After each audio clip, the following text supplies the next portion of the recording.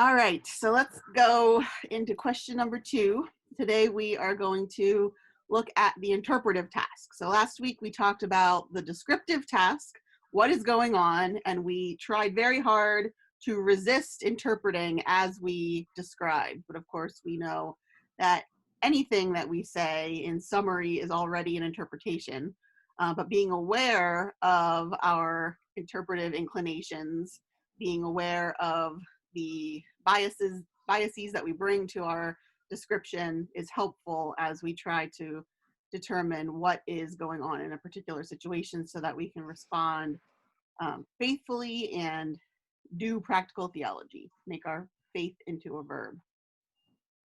So today we're going to talk about why is this going on, that next question that we want to ask ourselves. So this, I think, is the task that requires the most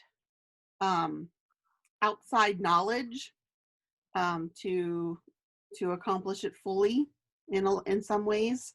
In this task, we highlight the difference between some of the what we would call mainline churches, the Lutherans, the Presbyterians, the Methodists, the UCC, those types of churches, and other denominations, in that the mainline churches heavily emphasize education, the importance of what you might call a learned faith for the task of doing practical theology.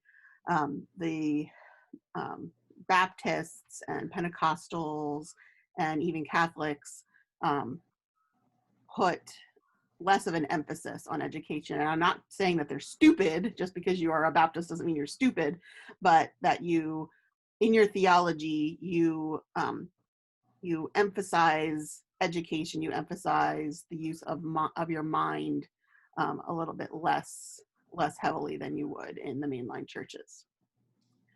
So for doing practical theology as a Lutheran, we have to kind of balance out the importance of being educated, the importance of using the sciences and arts and information systems that God provides to us as humanity as a gift. We have to balance that with the spirituality, with the movement of the Spirit in our lives. So these are kind of, and I don't want to bring these two pieces too fine a point and too deep a divide, because I don't think that there is a divide, but I think we have to make sure that we're balancing both of those things as we work through. And so I'm going to kind of express those two concepts using the terms thoughtfulness and theoretical interpretation. So thoughtfulness is it kind of has two meanings. When you say someone is thoughtful, they are both slow to react, they kind of roll issues around from various directions. But then you also might say that someone is thoughtful because they are keeping other people's feelings in mind. They are understanding their own perspectives on things and being able to have sympathy, empathy for another person, even if it's outside of their own personal experience. And so I think both of those definitions of thoughtfulness are at play here. We want to slow ourselves down. We don't want to jump to conclusions.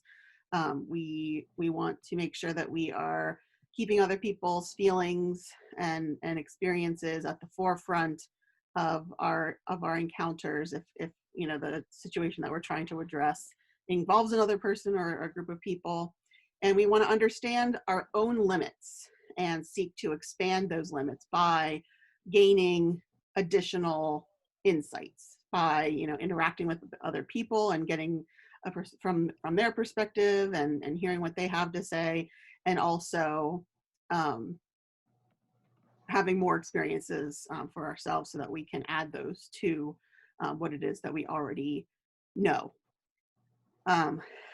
So the kind of the process of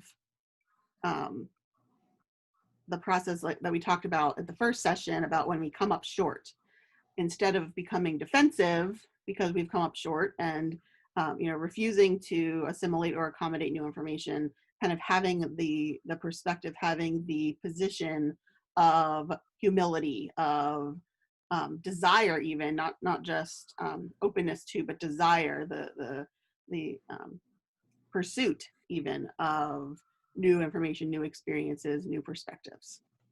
So that's thoughtfulness. But then on the other side, we have theoretical interpretation.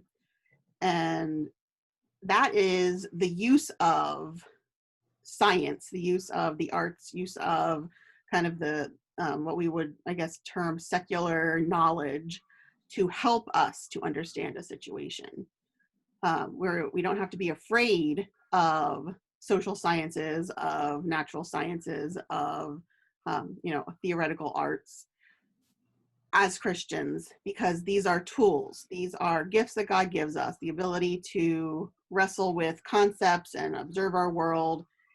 All of these things are good because God gave us these abilities, and so we can use these things to help us to understand a situation. But at the same time, we also are aware, because of our thoughtfulness, that these different disciplines are not perfect. They only give us an approximation of what is true. They're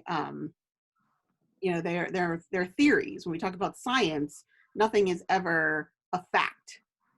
We only have theories, and some theories are pretty solid. Like we understand that what comes into our lungs is oxygen, and what goes out from our mouths is carbon dioxide.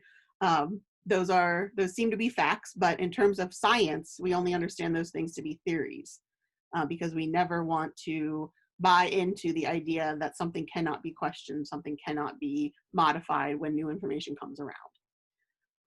So understanding the limits of secular disciplines, because they are human-made, but also valuing them as gifts from God, because God gave us the ability and the creativity and the curiosity to explore our world and to try to better understand it. So when we take these two things, thoughtfulness and theoretical interpretation, and we kind of combine them together when we're asking this question, why is this going on? We come to what then we would call wisdom. Steve, are you raising your hand? Or are you just? No, I'm stretching it. Oh, okay. This is raising. Okay. You can always just say, Katie, stop talking. I have something to say. So wisdom is kind of where we're going here. Yes, Pat. Hello. Just kidding. I was just, that's what you can do too. Practicing. Making sure I'm paying attention. Yeah. So when we're trying to answer this question about interpretation of a situation, we want the ideal is that we will come at it from a perspective of wisdom. So we're not going to throw our theories at a situation without being aware of the feelings of the other person or thinking through what it is that we're trying to impose on the situation. But we're also not going to just kind of sit on the situation and never address it. Thoughtfulness can only go so far before we have to actually say something, or we're never going to be of any benefit to anyone else or to ourselves. And so taking these two things together, I think we can come to wisdom, which I'm defining as the ability to recognize relevant details, using prudence, and making moral judgments. So an example, I think, of wisdom is in situations when you kind of have to differentiate something that is not black and white. So for example, when is something courageous versus when is an action reckless? These are two ways that we can interpret a particular set of actions or a particular action by someone else or by ourselves. And so we have to use both our thoughtfulness and our theoretical interpretation to decide when something is courageous versus when something is reckless. So what do you all think about that? What is an example of a situation where someone is being courageous versus a situation where someone is being reckless?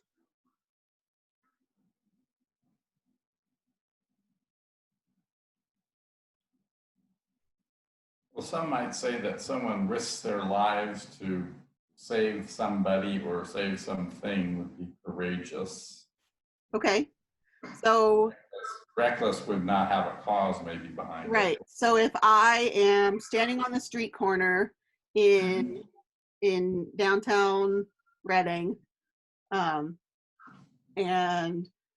I see a baby start toddling out into the middle of the street, and I rush into the street to grab the baby, despite the fact that there's a bus hurtling down the road, that is courageous. But if I am standing on the street corner and the bus is hurtling down the road and there's no baby, and I suddenly rush into this middle of the street for no reason, or maybe to, retrieve a quarter that I dropped, people would interpret that as reckless. So the same action can be interpreted differently depending on the circumstances, depending on the context, depending on the value that is placed on the risk that I'm taking, whether it's a worthwhile risk or not. And so that's I think what we have to do with our interpretive task. We have to not just take the information, in the descriptive task, both of those things that I just said are pretty close to the same thing. I saw something in the road that needed to come out of the road, and I just ran out there without thinking about my own safety to pick it up. But depending on what that thing is, whether it's a baby or a quarter, that changes the way that you interpret the situation. But there's a lot behind that. Why do we value a baby over a quarter? Well, the quarter will still be there when the bus drives over it, but the baby won't. The baby is alive. The baby is of value as a human being. These are all things that we can assume because of our experience in the world and because of social sciences in some ways. So does that make sense to everybody? Cool. So taking this idea of wisdom and kind of bringing it into the Bible now, we want to make sure first that we are aware that wisdom from a biblical perspective is not just for me, but it is so that I can learn how to guide others. So Proverbs chapter 1, verses 4-5 kind of introduces the entirety of this book of axioms and smart sayings. And so I'm looking at Proverbs 1, 4-5, if you want to follow along. And it says, "Let the wise listen and learn yet more, and a person of discernment will acquire the art of guidance." So in the original Hebrew of this verse, the word guidance literally means steering. It has to do with navigation on a boat. So what it says is a person of discernment will acquire the art of navigation, of steering. And the idea is that that behind this word has to do mostly with the Nile River, because that was, the Nile is wide and long and very important for commerce, but it's also very shallow, very treacherous in places. And so you have to learn how to navigate properly. You have to know the bends in the river. You have to know where it's safe to go and where it's not safe to go. You have to be able to make snap decisions about where you're going to head depending on the weather and the wind patterns at that particular moment. So it's a very complicated process of navigating up and down this river. And so the idea here is that a person of discernment will acquire the ability to navigate difficult situations, to guide others like you would guide a boat down the river. So the purpose of wisdom is not just so that I can be smart and superior and sit, at the top of the mountain so that people can come to me as the wise sage and ask me to answer their questions about the meaning of life. The purpose is so that I can be down there in the dirty world to guide people, to help people, to to mold others into people of wisdom as well.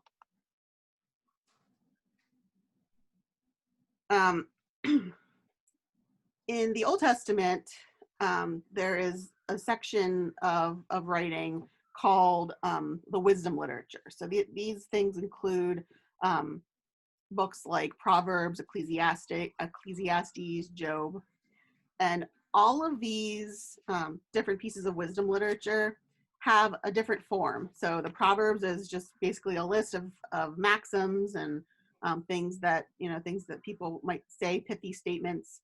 Ecclesiastes is more poetic. Job is a discussion, a debate. That the forms of them are very different. They come to very different conclusions about who God is and what the purpose of wisdom, or what, not the purpose, the end conclusion of wisdom is, about who God is and about the purpose of life. But they all do share one thing, which is that they assume that the way that we obtain wisdom is by observing the patterns of nature and human life. So they assume that you can observe the world around you, and using that observation, obtain wisdom by looking at and interpreting the patterns that you see. And that is social sciences. That is what anthropologists and sociologists, that's even what biologists and chemists do. So the idea that science is contrary to or a challenge to faith in some way is, to me, totally bunk, because God created the world in the way that it is.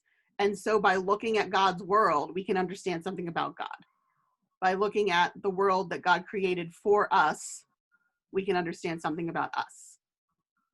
So I don't think that science is something to be avoided or to be afraid of. It's a tool for us to use toward establishing biblical and theological wisdom because of that. So what the process looks like in terms of developing wisdom is that you take generalizations, like, for example, the Proverbs, these maxims in the Proverbs, and you apply them to particulars by teasing out the meaning of the particular idea that you're looking at as a generalization. So I want to, the first passage that I want us to look at a little bit today is Proverbs chapter 26, verses 4 through 5.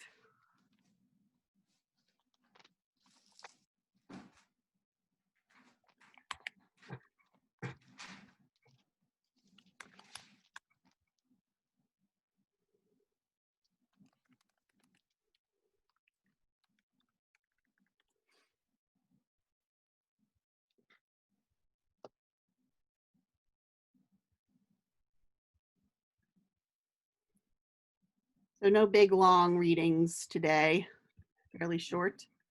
This is our really short one. We have a volunteer who would like to read that for us, verses 4 through 5. I can read that. All right.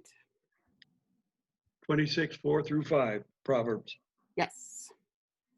Do not answer a fool according to his folly, or you will be like him yourself. Answer a fool according to his folly, or he will be wise in his own eyes. All right. So these kind of seem like they are contradictory statements, yes? The very first sentence of the very first phrase of each one is a complete opposite. Don't answer fools according to their folly, or do answer fools according to their folly. Which one is it? But when we start to look at specific instances, specific situations, we are going to apply these generalizations differently. So we want to ask the question, in what situations is the first maxim true? And in what situations is the second maxim true? And then which do I apply to the particular situation that I'm in? So can any of you think of any examples of when one or another of these might apply? Whether it's a real story from your own life or just a made up concept.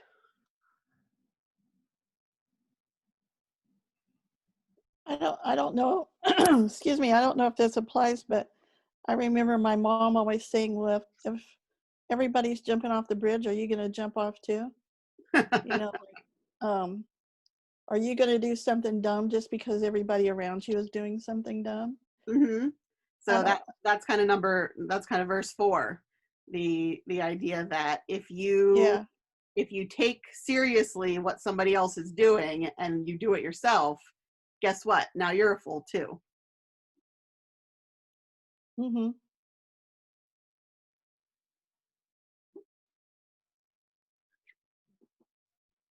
So does number 5 then mean that as you answer them, you correct them? I don't think so. I think it has potentially more to do with I don't understand that one. yeah, well, to me, and this is good because this is how you work through this. So this is my interpretation, and I'd love it if somebody else has a different idea. But my interpretation of verse 5 is people who get into an argument are bringing assumptions with them. And if you buy into the assumptions that someone is making with the argument that they're making, then you will be wise to them because you're making the same assumptions, but you are not wise in real life because you are accepting their assumptions. So for example, I'm trying to think of something. I see it, Katie, as you're reinforcing their belief that might be wrong, and they think that they're smarter or that they're right on for what they're thinking. Mm-hmm. Oh, Yeah. that's 4. And 5 is you. Yeah. So like I'm thinking about maybe so in Pennsylvania I had a neighbor, and her daughter was born on the same day as Penny. It was just this, fluke thing. We didn't live there when Penny was born, but when we moved in, we met these neighbors, and oh, you're about the same age. Maybe we could play together. So when's your birthday? November 8th. Oh my gosh, that's so cool. We have the same birthday. But this family did not vaccinate their children because they felt that, vaccinations are dangerous and blah, blah, blah, blah, blah. And we did not agree with that.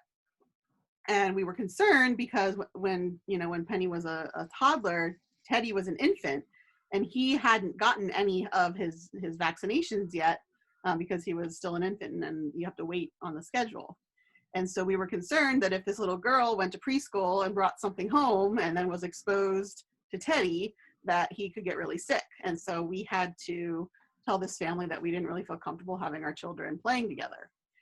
And when we went to talk to them about this, I went with the intention of this is going to be a really civil conversation. You're going to choose what you're going to choose, but we need to choose what we need to choose. And she started trying to convince me of her rightness. That yes, of course, vaccines are dangerous. There's mercury in vaccines. There's all these different horrible chemicals in vaccines that are going to kill your kids. And I said, the way that you are interpreting that information is based on what somebody has told you. The way that I am interpreting that information, I'm not denying that there's mercury in some of these vaccines, but what I am denying is that it's negative, that it has any kind of negative impact. According to what I know, what I've heard from doctors is that the amount of mercury in this particular vaccine that you're talking about is so small that it's like a fraction of what's already naturally occurring in your body. So yes, mercury can kill you if you drink an entire what's the thing that has mercury in it? Thermometer. But the amount of mercury in this vaccine is not going to hurt you. So that, I think, was me avoiding number 5.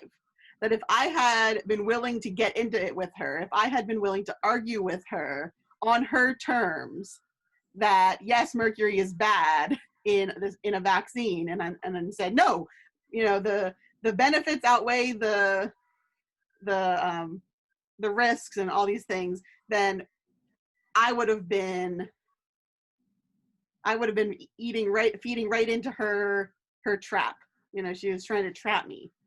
And instead, I called her out on the assumptions that she was making. And she didn't like that at all. But I think that, to me, that's what verse 5 is about. So we should be using this at Thanksgiving. Yeah.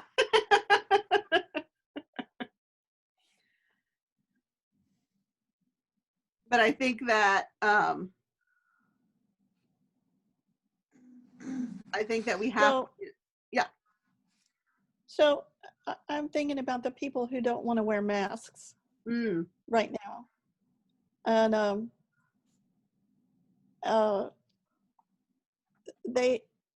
we had a discussion on Facebook the other day. A couple of friends, Luann and Carol Rovi, and I were, because I had posted a thing about the people who say they don't wear masks for the same reason they don't wear underwear. And I was thinking, what is the connection? Why would you? First of all, it was a yucky thought to think that all these people that are running around with no mask are also not wearing underwear. But then it's like, how is that an argument? It's a non sequitur. Yeah. And Did you so find out? well, Luann felt like it was apples and oranges because there aren't any guidelines for wearing. She said there weren't any guidelines for wearing masks, but there are. Anyway, the whole thing was just misunderstanding and misinterpretation, and then it keeps going on and on and on. And at the same time, we have like 10,000 new cases in Florida yesterday. And how, I don't know, is that the same kind of thing as this? Like if you try to get into an argument with people like that, not an argument, but a discussion, they're just not buying it. Yeah, so I think that's not. Yeah, I think that's what this is about, though. It's about, is it worth it? I think it kind of goes back to our courageous versus reckless conversation. When is it worth it for you to respond to someone whose beliefs are folly? And when is it only going to turn you into a fool because you're just going around and around and around and around and around and around? So that's a good way to interpret these two verses. How do you decide when something is worth your time or not? And maybe sometimes you get into it a little bit and then you realize that you're in number 4, you've answered them, and now you're a fool because you're going around and around and around. But now that you're aware of that, you can pull yourself out of the discussion. But you haven't just let them sit in their wrongness, which is number 5. Number 5 could be interpreted that way as, well, if you don't call them out, then they're just going to continue to think that they're right because nobody has challenged them, nobody has corrected them. So see how there are many ways to interpret these, but you have to kind of apply it in each given situation. So if someone says something that's inane and wrong, but it doesn't have any greater import, that's where you just leave it alone? But if it really matters, then you might get into it? Maybe. And then you can have that discussion of differing opinions, but then at some point, sometimes you just have to agree to disagree.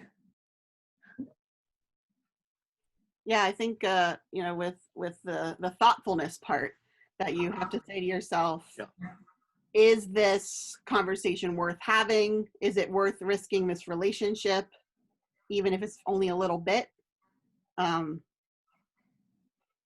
Or is this something that is important? It does need to be addressed because it's going to have wider implications for later. So you might have, that theoretical knowledge, you might have that theoretical interpretation, but when you add in the thoughtfulness to make it wisdom, then maybe you don't apply it. Maybe you just let it go in that particular situation.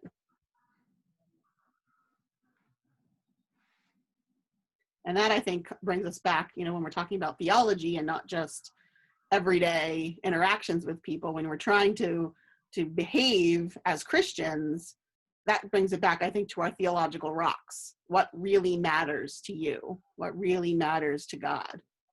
And if the situation is, you might decide differently about engaging someone if you keep kind of your own comfort, your own positions in mind. For example, maybe you have a friend or a spouse or a family member who chews really loudly. And it just drives you crazy. Are you going to address that with that person? If what you're keeping at the forefront, if what's most important to you is your own comfort, then you are going to risk that relationship. You are going to put some little dent in that relationship because you want that chewing to stop. If you come at it from the perspective of what's important to me as a Christian, what's important to God, then maybe the feelings of that person are more important than your feelings, and so you're not going to say anything. But then you also add in that God wants us to love each other, and maybe you have a close enough relationship with that person that it's appropriate for you to point that out because you don't want them to feel embarrassed in public when they're chewing so loudly that the people 2 tables down at the restaurant can hear them chewing. And so you have to put all of these different elements into it, but you have to, before you get into the situation, you have to know what your priorities are. You have to know what your theological rocks are so that you can apply them in the correct levels of priority and not let your own feelings, your own snap decisions get in the way of behaving faithfully. Well, it comes down to a matter of sometimes if you think you're right, but I'm never really sure. I mean, like I talked about my theological rock being that God is always with us. And I trust that that's going to direct what I do, how I interact, that I'm going to let God flow through me.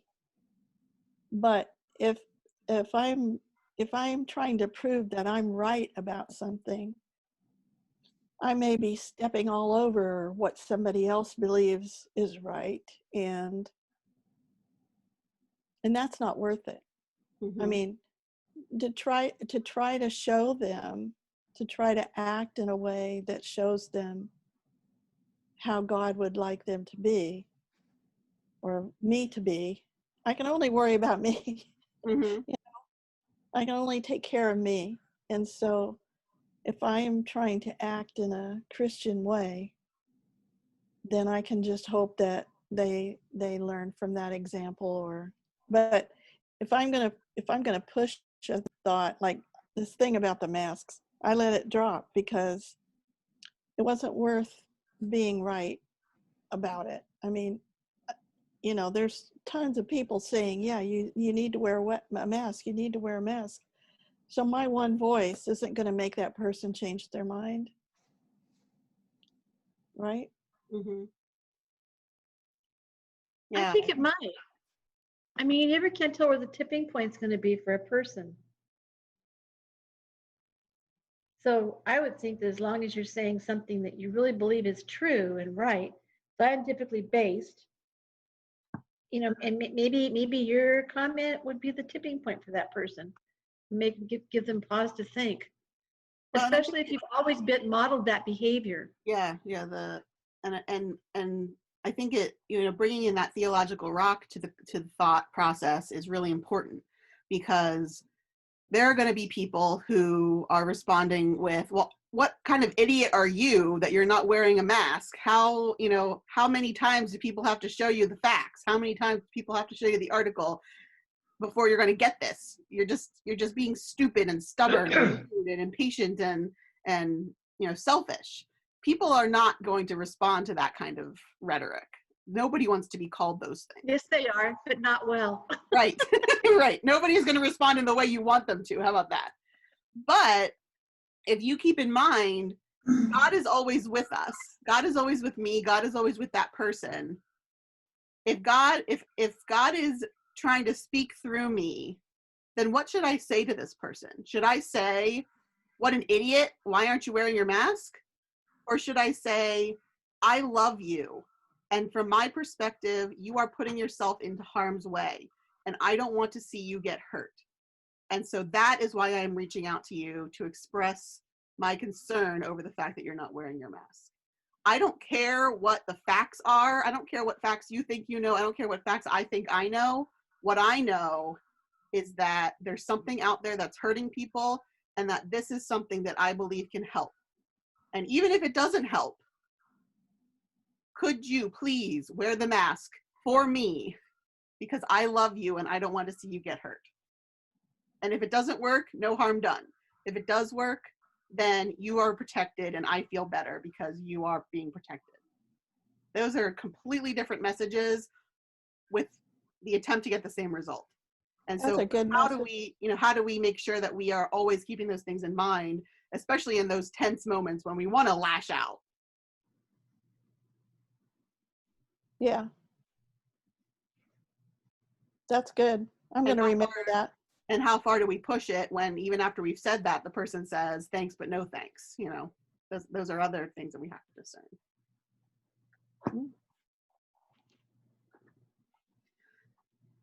Anything else on Proverbs? I have discussions like that with my brother all the time. And I have to just walk away because it's like hitting a wall, Yeah. Okay.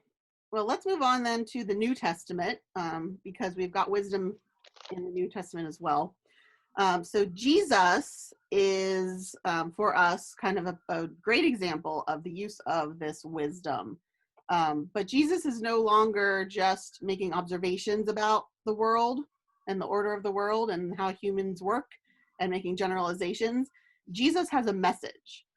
He's not just observing and making comments about how the world works. He has a message. He is wanting to express that God's kingdom is entering the world through him and through the wisdom that he brings.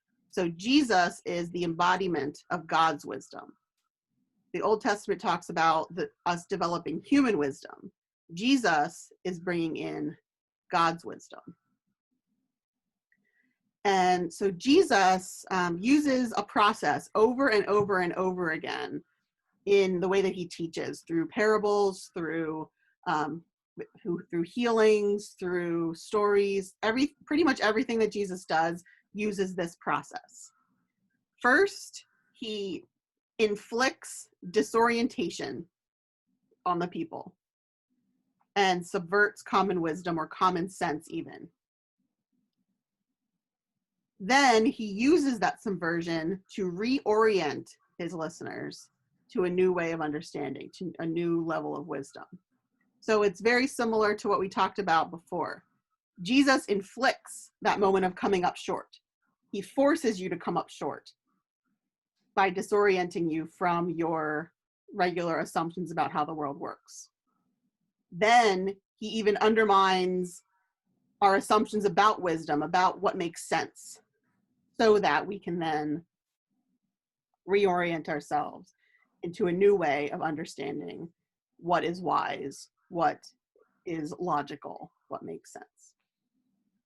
So that's how Jesus processes through his teaching. So I want to look at Matthew chapter 20 as an example of this process today.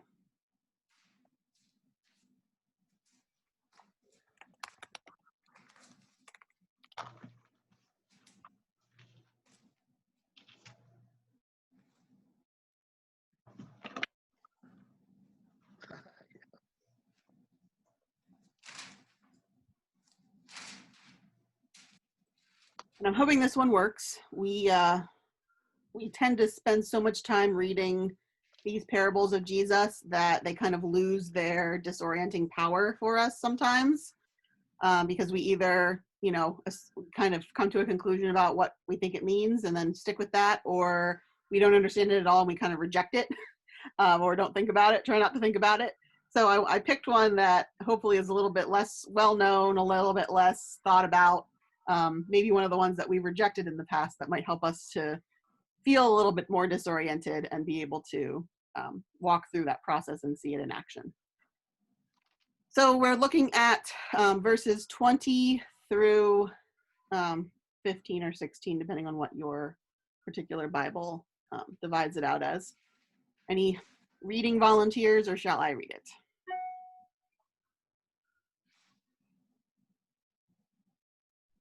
I'll read it. Wonderful. Thank you, Pam. Okay. 1 through 20 or 1 through 15? Yes. Okay. God's kingdom is like an estate manager who went out early in the morning to hire workers for his vineyard. They agreed on a wage of $1 a day and went to work. Later, about 9 o'clock, the manager saw some other men hanging around the town square unemployed. He told them to go to work in his vineyard and he would pay them a fair wage. They went. He did the same thing at noon and again at 3 o'clock. At 5 o'clock, he went back and found still others standing around. He said, "Why are you standing around all day doing nothing?" They said, "Because no one hired us." He told them to go to work in his vineyard. When the day's work was over, the owner of the vineyard instructed his foreman, "Call the workers in and pay them their wages. Start with the last hired and go on to the first." Those hired at 5 o'clock came up and were each given $1. When those who were hired first saw that, they assumed they would get far more, but they got the same, each of them $1. Taking the $1, they groused angrily to the manager, "These last workers put in only 1 easy hour and you just made them equal to us, who slaved all day under a scorching sun." He replied to the one speaking for the rest, "Friend, I haven't been unfair. We agreed on the wage of $1, didn't we? So take it and go. I decided to give the one who came last the same as you. Can't I do what I want with my own money? Are you going to get stingy because I am generous?" There's one more. Here it is again, the great reversal. Many of the first ending up last and the last first. All right. I've always had a hard time with this one. Good. I'm glad I picked a good one. I like this one. So what do we think? What is the disorientation process in this passage? It's illogical. Yeah. But the guys who worked for an hour and the ones that worked for 13 each got the same pay. Mm-hmm. You know, That's not fair. It's just showing how God's economy is different than our economy. Mm-hmm. He's brought us all up short. Well, no matter when we come to him, we're all going to have the same reward. That's not fair.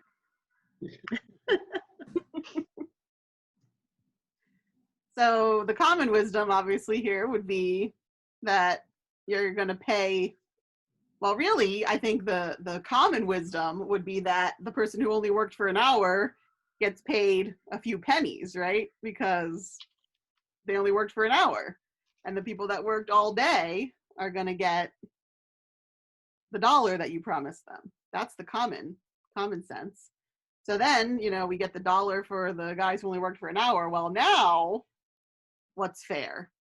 We've got to pay these other guys more because they did more work. But now we've turned it on its head. Hey, we made a deal for $1.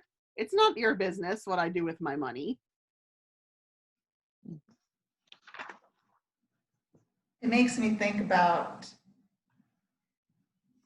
sadly, how greedy some people can be. Like when somebody passes away, they feel like that's mine to have instead of that person's to give, when it comes to estates and how hard it is for different families.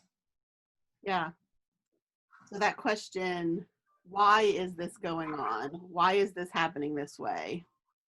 Is answered, I think, using Jesus's wisdom, because he talks about, you know, the greed. He talks about the way that our assumptions about work and the value of work and the value of the amount of time that we work are all at play here.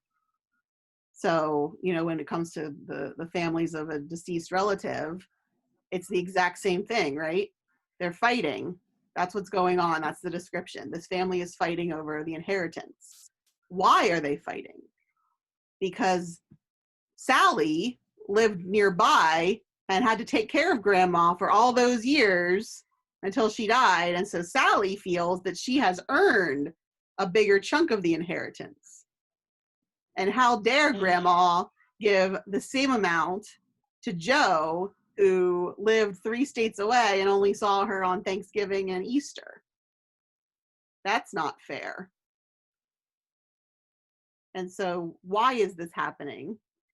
When we, you know, when we use some of these clues, when we use some of our observations of how humans work, our past experiences, our understanding of who people are, then we can better understand why a situation is happening in the way that it's happening. I think the best commentary that I heard on this particular parable, which has always been a problem, is that for the in using Christ's wisdom, but if you look at it, if the people in that times, $1 is what you needed to feed your family for a day. Every day you needed to make $1. The men that were hired first had the relaxing and the satisfaction knowing that they had earned their $1 for the day. And they could then relax all day knowing that it was done. And the poor people on the end had the anxiety all day that they could not make their money. But then when they got their $1, they would be happy.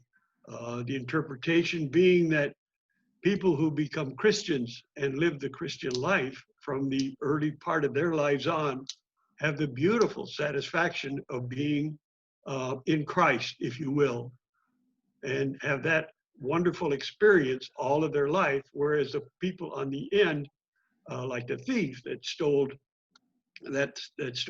heaven at the last minute, he did not have the wonderful experiences all through the life. But they were both the same. They were judged both the same. I think, to me, that's the best commentary I have heard on that. But he brings us up short with this, because I know when the first time I read it, I think, you know, same logical thing. It's not fair, you know. But then when you look at your own life, there's a lot of things that are not fair. Mm-hmm. I like the one thing that you mentioned also, that in so many words, with the $1 or 1 denarius, God gives us what we need in a day. Mm-hmm.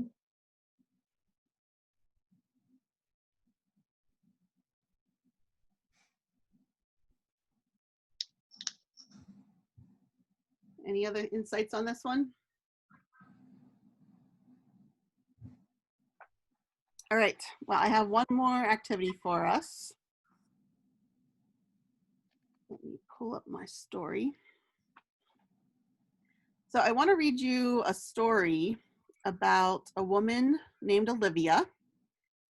And what I'd like for us to do is listen to the story and then try to do some of these tasks of practical theology. So kind of describing what is going on and then try to figure out, why is it going on? What is going on and why is it going on? So here are Olivia's words. You know, I loved to drink scotch. It's funny, I always loved to exercise, and I tried to balance out my exercise with my drinking, and it was a struggle. I was working a job at the time that had absentee owners, so sometimes I'd go off for lunch and never come back to the job. But with that said, when I would come home and I didn't know where my ex-husband John was or whatever, I'd pick up the scotch and start drinking. I'd think, I'm not sure this is such a good idea. I was so angry that it wouldn't calm me down, but it would elevate my mood. But hitting bottom in the depression, I had 2 bouts of depression, didn't happen until after John and I broke up. I gave him one last chance, and he pulled another 3 a.m. gig or whatever. I remember getting all of the money I could find out of his pockets in the house, and I packed my bags and left. I stayed with a friend. She had a really nice shed outside her house, and I stayed there for a while. So there's Olivia's story. So let's see if we can talk a little bit about what is going on here, and then we can get into some why is it going on and figure out how we might be able to help Olivia. We want to steer her, right? We want to navigate her toward wisdom, toward figuring out what to do. So first we have to figure out what's going on here. So what do we think?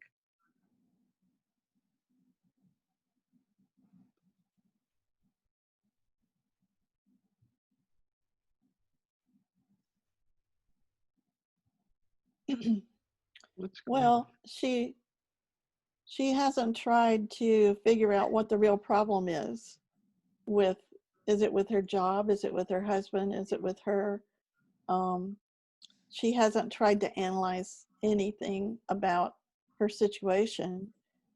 She just keeps reaching for the alcohol and has developed a real unhealthy dependence on that. So what do you think, if we're trying to help her, we don't have a priority at this point. So how do we determine what the priority is for helping her? What do you think is first?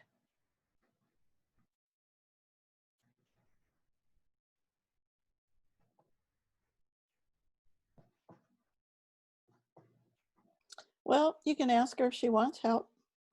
Mm. If she wants you to help her. Mm-hmm.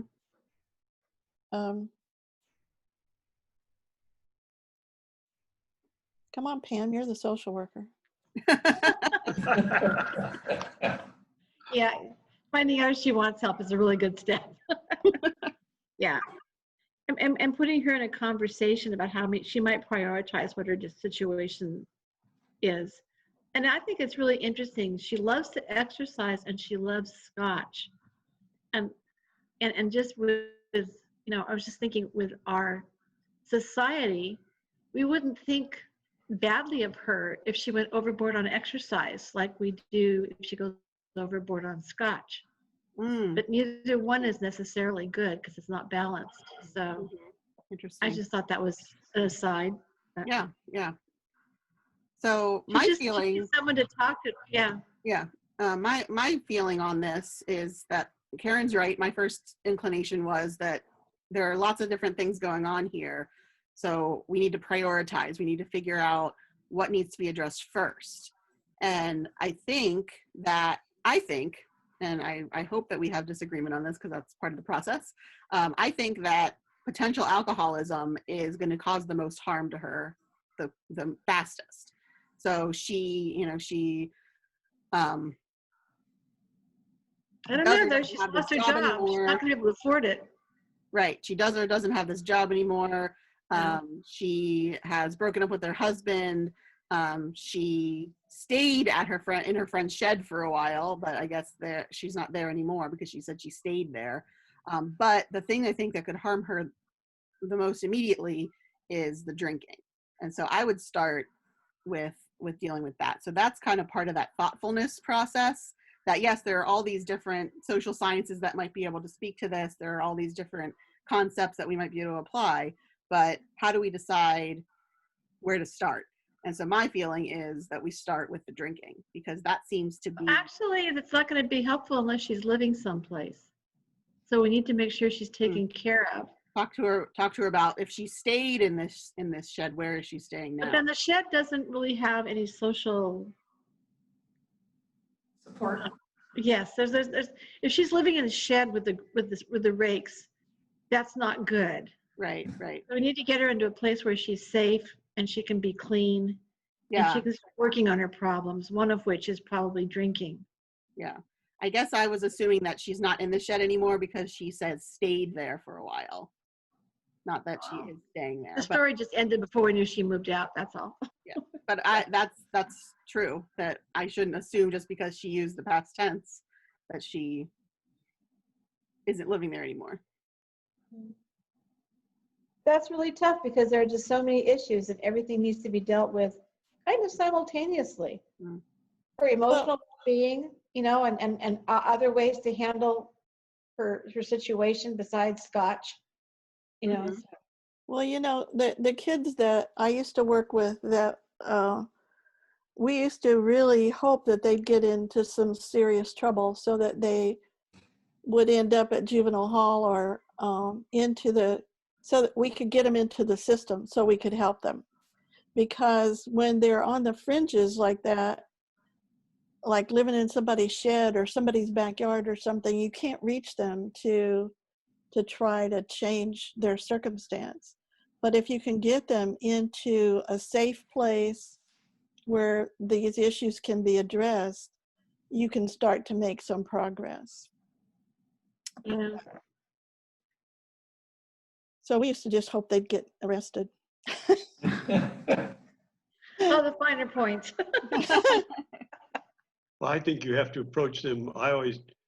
When I was discussing with people, I'd always try to prioritize their needs based on safety as number one. So I probably would approach the alcohol problem. If she wanted help and requested help, I would probably approach the alcohol problem, because if she can get that under control, then there are many places that she can live in a situation, many areas, there's many more things can happen. But until you get that under control, there isn't anybody that's really going to accept you out there.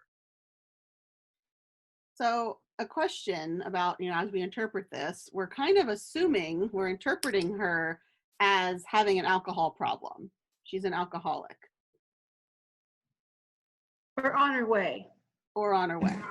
So does everybody think that she is an alcoholic or solidly on that path, or does anybody disagree? Does anybody think that she's... I don't know. The statement that she has a love of Scotch doesn't do that for me. Many times the alcohol is a place to bury yourself and take away the pains that you're experiencing.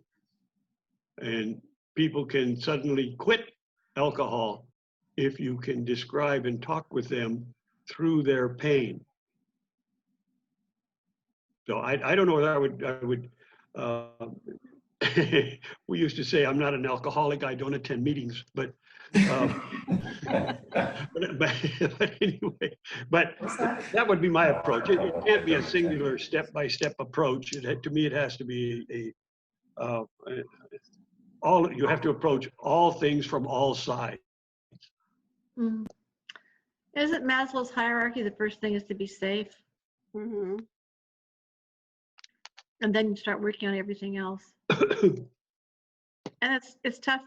Like, I was thinking about what Karen said last week about the lady at Trader Joe's who did not have a mask, and what's our responsibility toward that? It's kind of like the people I pass by on street corners that are asking for money. It's not easy. I mean, the police tell you don't do it. For a while, John and I had food bars in the car. We passed those out for a while. I don't know how well they were received. And then we had, like pieces of paper, like where they could go for help. Or I talked to people about where they could go for help, but gosh, they were there week after week after week. So it's tough. It's really, really hard. Yeah. Thankfully, Pam, that's not my decision. I help people.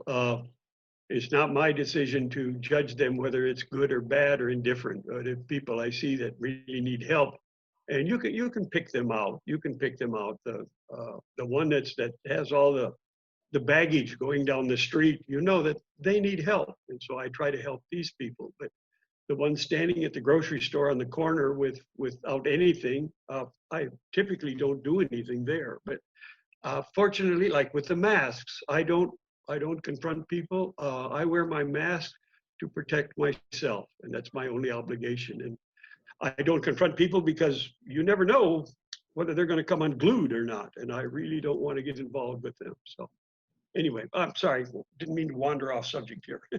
No, That's all together, I think. no. I mean, this is just an example. It's not a real story. So Yeah. we don't have to This- focus on this too hard. just to This bring You made discussion- that up. for purposes of discussion. We're not going to fix Olivia's problems today, unfortunately. Yeah. You know, I always feel like a lot of these things come from fear. And so I'm wondering, what was Olivia's worst fear?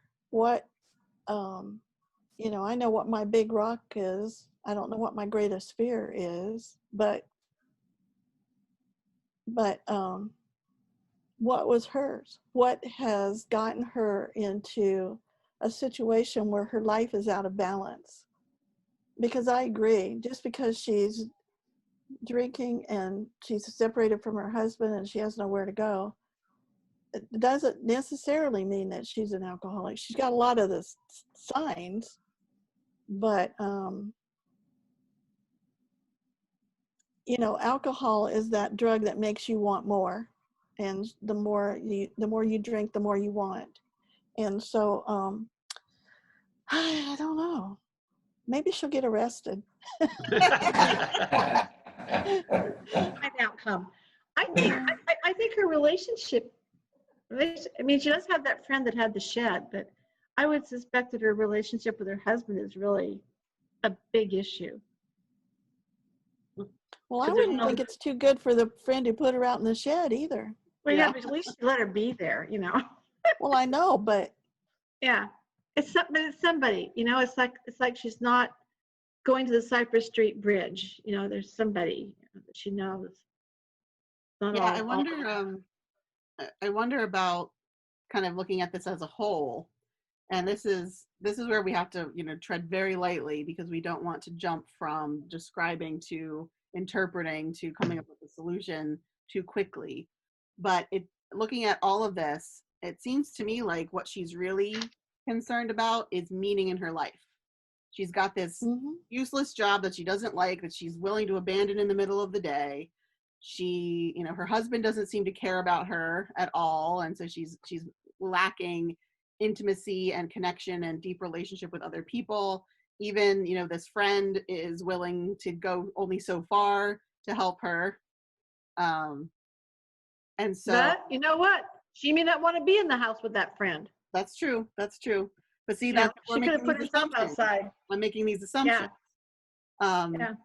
That we don't want to just jump straight to the, well, let's try to find you some meaning for your life because that's going to fix everything. But I wonder if that's kind of But the see, why. she's got to do that. Yeah, that's I mean, the we why can't give is her this- meaning. Why is Yeah. this going on? Why is all this stuff going on? Because she doesn't feel like she is of value to anybody or anything, including herself. We probably need to get her a membership at the Y. Mm.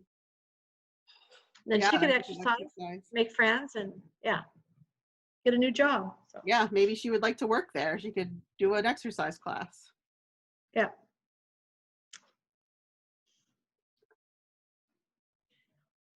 Did we jump too fast, Katie? I think we did, but isn't that what we do? We Good example of jumping too fast. All right, here's the solution. Let's do it. But I think the discussion has demonstrated combining the thoughtfulness with the knowledge and kind of how those all need to work together and sort things out that way. Yeah. Or help sort things out. Good. Haha, my evil plan worked.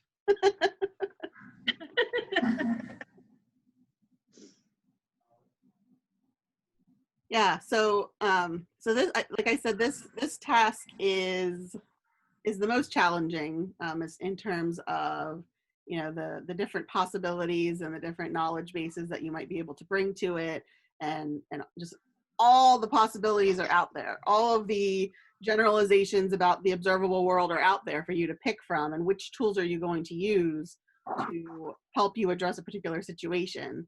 But the more you practice using them, the easier it is to know what to access in a particular situation as you're moving forward. Any other comments on the question, why is this going on? All right, great. Hey, look at that. It's only 12:30. We got done early this week.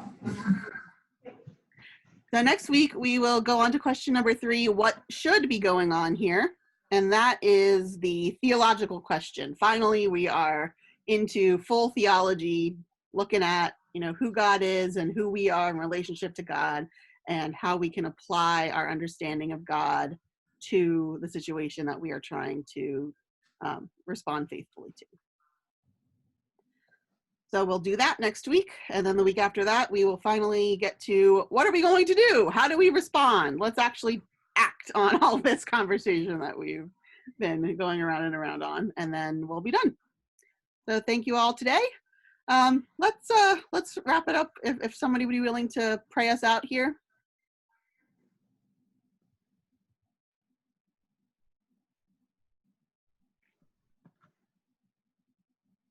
Come on, prayers. I'd volunteer Pat, but she went to the bathroom.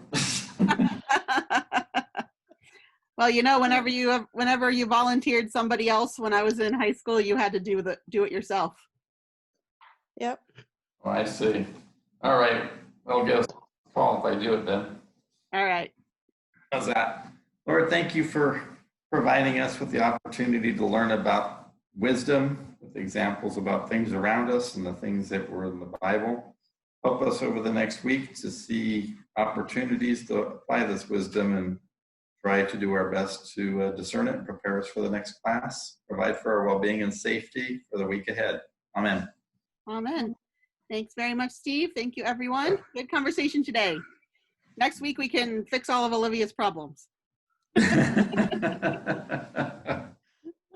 All right. Take care, everybody.